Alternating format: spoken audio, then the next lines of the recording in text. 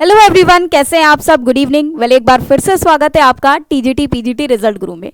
दोस्तों, मेरे पीछे क्या लिखा हुआ है ये तो आप देख ही रहे होंगे। यहाँ पर मैं आपको बताने आई हूँ कि स्ट्रैटेजी क्या होनी चाहिए पढ़ने की इंग्लिश लिटरेचर को। अब यहाँ पर है how to study basics of English literature, या प्रिपरेशन हम कैसे स्टार्ट करें। क्योंकि देखिए, आपका टीजीटी पीजीटी का एग्ज़ाम आ रहा है।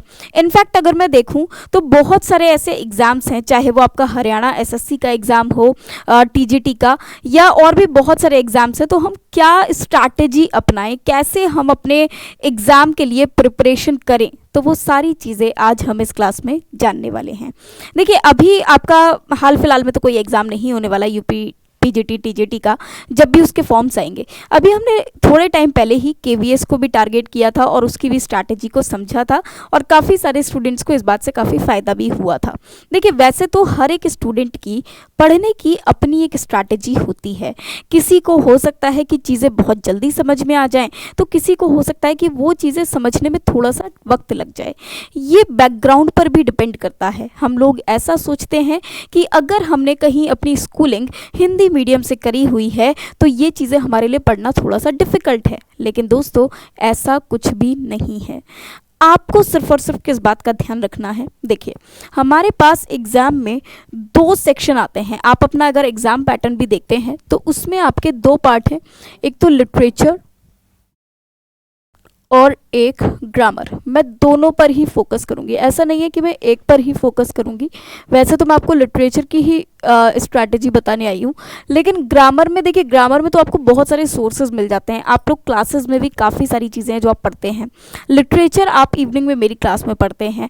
एंड अगर बुक्स की बात करें तो देखिए, बहुत सारी बुक्स लिखी गई लिटरेचर में जो कि एग्ज़ाम में हेल्पफुल हैं, लेकिन डिफरेंट डिफरेंट राइटर्स की different different books, different different sources, कहीं ना कहीं हर सोर्स पर आप बिलीव नहीं कर सकते। बिकॉज अगर बहुत सारे ऐसी चीज़ों की बात की जाए, फॉर एग्जाम्पल अगर मैं हिस्ट्री ऑफ लिटरेचर की बात करूं, तो हिस्ट्री ऑफ लिटरेचर को बहुत सारे लोगों ने लिखा है, लेकिन सबके अलग अलग पॉइंट्स ऑफ व्यू हैं। इनफैक्ट कई बार ऐसा भी होता है कि ऑथर्स जो उस एज को, उसका जो टाइम ड्यूरेशन लिखते हैं, वो ही कहीं ना कहीं गलत लिख देते हैं।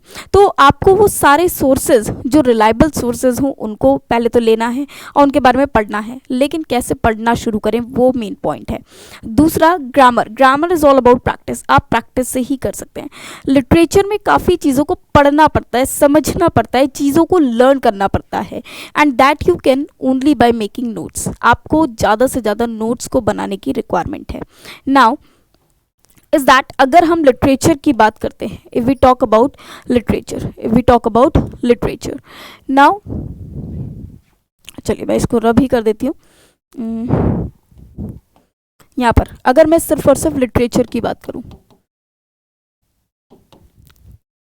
If I talk about literature, now literature में मैं किस तरह से पढ़ना शुरू करूं, तो देखिए, सबसे पहले आपके लिए ज़रूरी है, जहां पर हम लिटरेचर की शुरुआत करते हैं, सबसे पहले जो आपको पढ़ना है कंसेप्ट, वो कहां से स्टार्ट करना है, क्या स्ट्रैटेजी होनी चाहिए। आप सबसे पहले लिटरेचर में बैकग्राउंड को पढ़ना शुरू करो। बैकग्राउंड इन द सेंस कि लिटरेचर में जो बेसिक टर्म्स हैं, मतलब जहाँ से आपको लिटरेचर में एक इंटरेस्ट आना शुरू हो। लिटरेचर में पढ़ने के लिए बहुत कुछ है, ड्रामा है, नॉवेल्स हैं, there are so many things. But आपको क्या करना है, आपको जो मेन पॉइंट्स हैं उनको सबसे पहले कवर करना है। इसके लिए मैं आपको बताऊं, आपने क्या होगा, अपने स्कूल लेवल पर भी लिटरेचर कहीं ना कहीं पढ़ा हुआ है।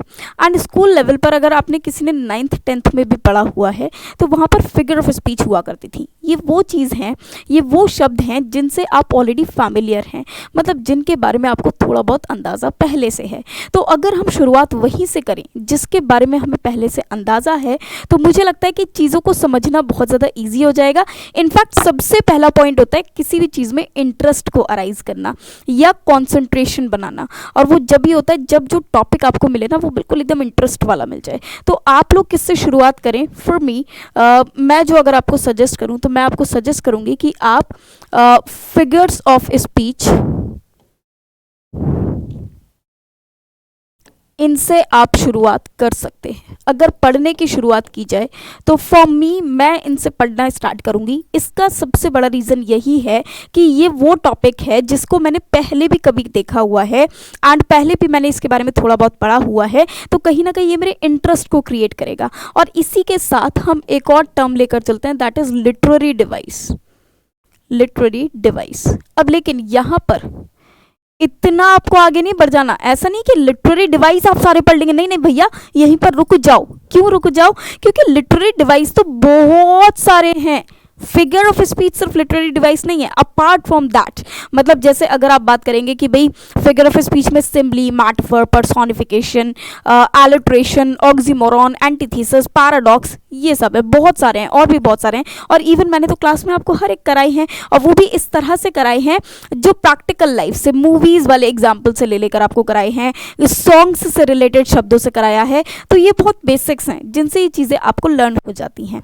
अब ये जो लिटरेरी डिवाइस हैं ये बहुत सारे हैं, और अगर सारे ही लिटरेरी फॉर्म्स से लिटरेरी डिवाइस को आप एकदम लर्न करने बैठ गए तो फिर लिटरेचर तो कहीं खो जाएगा और आप इनमें खो जाओगे। तो इट इज़ बेटर कि यहाँ पर इसकी एक लिमिट, मतलब अप टू अ लिमिट इनको आप सेट कीजिए, और एक लिमिट तक ही आप इनको पढ़िए। कि मतलब हाँ भाई मैंने कम से कम 25 याद कर ली, 25 मुझे समझ में आ गई, दैट्स इट। और उनको रटना नहीं है, आपको उन्हें प्रैक्टिकल एग्जाम्पल से समझना है। बिकॉज आपको एग्जाम में कोई भी डेफिनेशन नहीं पूछेगा कि सिमली की डेफिनेशन क्या है। इनफैक्ट आपको एक सेंटेंस गिवन होगा और उसमें आपको आइडेंटिफाई करना होगा कि ये सिमली है, मैटाफर है, पर्सोनिफिकेशन है, हाइपरबली है क्या ये। तो आपको उसको रटना नहीं है बैठकर, आपको सिर्फ और सिर्फ उसके जो वो उसका जो कंसेप्ट है, जो वो समझाना चाहता है, जिससे आप एक समझ पाएं कि सेंटेंस किस तरह से लिखा गया है, सिर्फ और सिर्फ इतना ही समझना है। तो आप सिर्फ और सिर्फ इतनी ही बात पर ध्यान दीजिए। और ये देखिए, अगर आप देखेंगे क्लासेस में तो मैंने गा कर, इनफैक्ट मैंने आपको काफ़ी सारे सॉन्ग्स के एग्जाम्पल लेकर, प्रैक्टिकल एग्जाम्पल जो रोज़ आपके आगे पीछे होते हैं उनको लेकर मैंने आपको ये समझाया है। ऐसा ही समझने की कोशिश भी कीजिए, ठीक है। वेरियस बुक्स भी इसमें मार्केट में हैं और उसमें काफ़ी चीज़ें गिवन है, तो आप उसका भी हेल्प ले सकते हैं। सेकेंड थिंग, अब आपको क्या करना है, एक आती है हिस्ट्री ऑफ इंग्लिश लिटरेचर। इसके बाद आ जाता है हिस्ट्री ऑफ इंग्लिश लिटरेचर। यहाँ से अब आपको इसके बारे में पढ़ना शुरू करना है। ये बहुत ज़्यादा इंपॉर्टेंट पार्ट है भाई। किसी भी व्यक्ति को अगर आप मिलते हैं पहली बार, या किसी भी चीज़ को आप मिलते हैं, तो आप सबसे पहले उसके बारे में जानने की कोशिश करते हैं। सपोज़ कीजिए आपको अपने घर के लिए कोई प्रोडक्ट है जो परचेज़ करना है।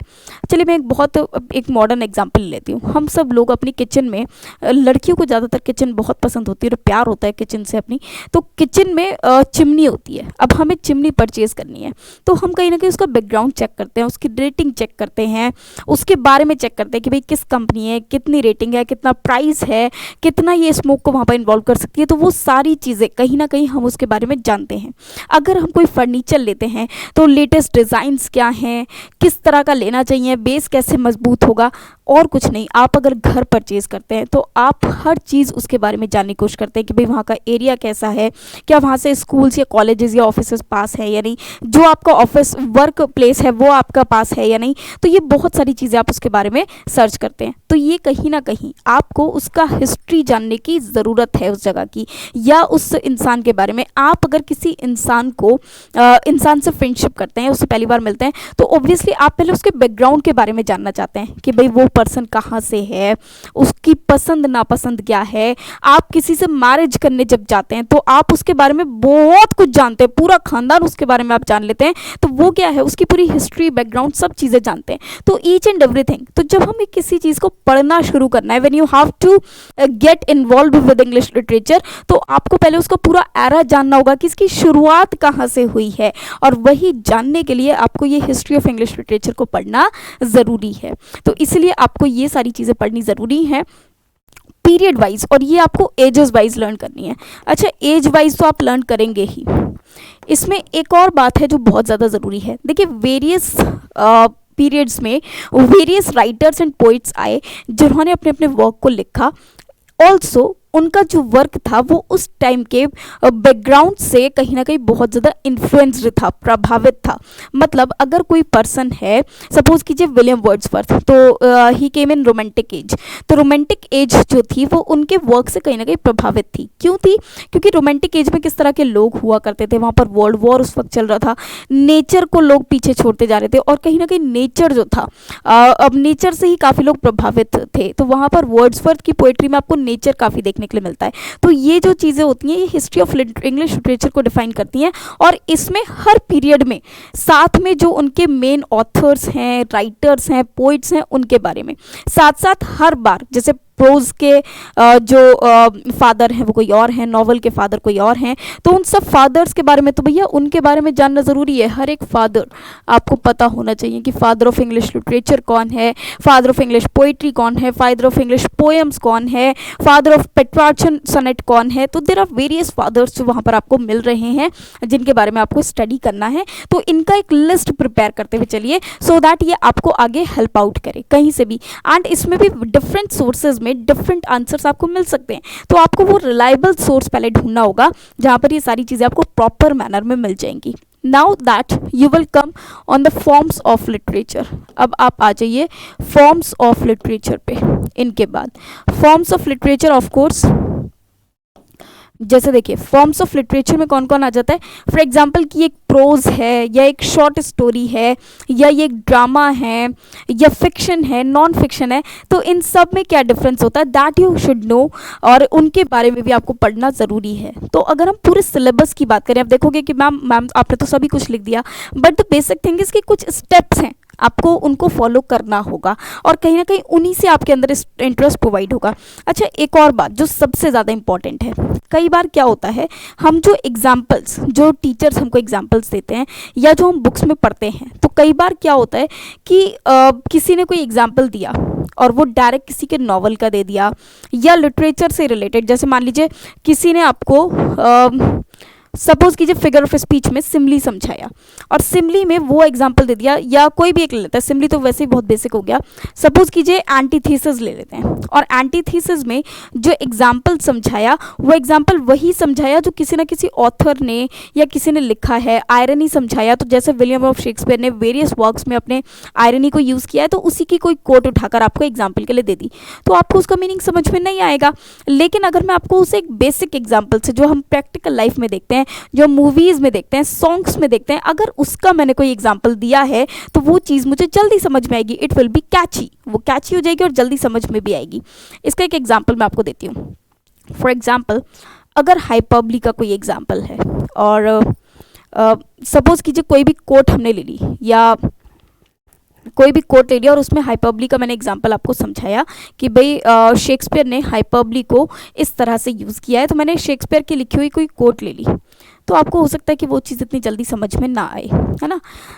चलिए मैं एंटीथीसिस का एग्जांपल आपको देती हूँ। सपोज कीजिए एंटीथीसिस है, अब यूज़ किया गया fair is foul and foul is fair, over through the fog and fill the air. तो fair is foul and foul is fair, अब ये सिनेक्डोशी का भी एग्जाम्पल हो सकता है, एंटीथीसिस का भी एग्जाम्पल हो सकता है। अगर मैं सिर्फ ये आपको बोल देती हूँ तो हो सकता है आपको इतनी जल्दी समझ में ना आए, लेकिन अगर मैं आपको एंटीथीसिस का एग्जाम्पल इस तरह से दूँ कि भाई बड़े बड़े शहरों में छोटी छोटी बातें होती रहती हैं, मतलब जहाँ पर दो ऑपोजिट वर्ड्स का एक ही स्ट्रक्चर में यूज़ किया गया, लेकिन वो एक दूसरे को कॉन्ट्राडिक्ट नहीं करेंगे, तो वो एंटीथीसिस हैं। और अगर वो एक दूसरे को कॉन्ट्राडिक्ट कर जाएं, फॉर एग्जाम्पल, आज फिर जीने की तमन्ना है, आज फिर मरने का इरादा है, तो हीरोइन जो कहना चाह रही है अपने बात को ही उसने कॉन्ट्राडिक्ट कर दिया, तो ये होता है आपका सिनेक्डोशी, है ना, या सिनेक्डेकी। तो इस तरह से अगर हम एग्जाम्पल को समझेंगे तो ये चीज़ें आपको जल्दी समझ में आएंगी। जैसे चैन से सोना हो तो जाग जाओ, जो मैं अभी आपको जगाने की कोशिश कर रही हूँ, तो चैन से सोना हो तो जाग जाओ, मतलब आपने सोना और जागना दो ऑपोजिट वर्ड्स यूज़ करे और अपनी ही स्टेटमेंट को कॉन्ट्राडिक्ट कर दिया, तो वो सिनेक्डोकी है। तो ये जो मैंने एग्जाम्पल्स को यूज़ किया, ये एग्जाम्पल्स कौन से यूज़ करे, आपके उन एग्जाम्पल्स को यूज़ करा जो कहीं ना कहीं आपके प्रैक्टिकल लाइफ से मतलब एक हटके एक आपके बॉलीवुड स्टाइल में मैंने आपके एग्जाम्पल्स को यूज़ किया, जिससे ये चीज़ें जल्दी समझ में आती हैं। तो आपको उन एग्जाम्पल्स को यहाँ पर फ्रेम करना होगा जो कि आपकी प्रैक्टिकल लाइफ से रिलेटेड है। तो एग्जाम्पल्स इस तरह के होने चाहिए। एक और बात, आप बेसिकली आज सबसे बड़ा एरा है डिजिटल एरा, तो आप डिजिटल चीज़ों पर ज़्यादा ध्यान दीजिए। मतलब डिजिटल स्टडी, बुक्स से तो आप पढ़िए ही पढ़िए, साथ में डिजिटल स्टडी पढ़िए। वेरियस चैनल्स पे वेरियस क्लासेस आपको दी जा रही हैं। मैं हमारे चैनल पे भी आपको मेरी क्लास मिल जाती है लिटरेचर में। तो यहाँ पर अगर क्या होते हैं, बहुत बार देखिए क्या होता है, आपने कोई भी चीज़ अगर सिर्फ पढ़ी तो आपको इतनी जल्दी उसमें इंटरेस्ट नहीं आएगा। लेकिन अगर आपने उससे रिलेटेड कोई मूवी देखी, जैसे सपोज कीजिए आपने एक नॉवल पढ़ा मैकबेथ, तो आपको शायद वो इतना अच्छा ना लगे।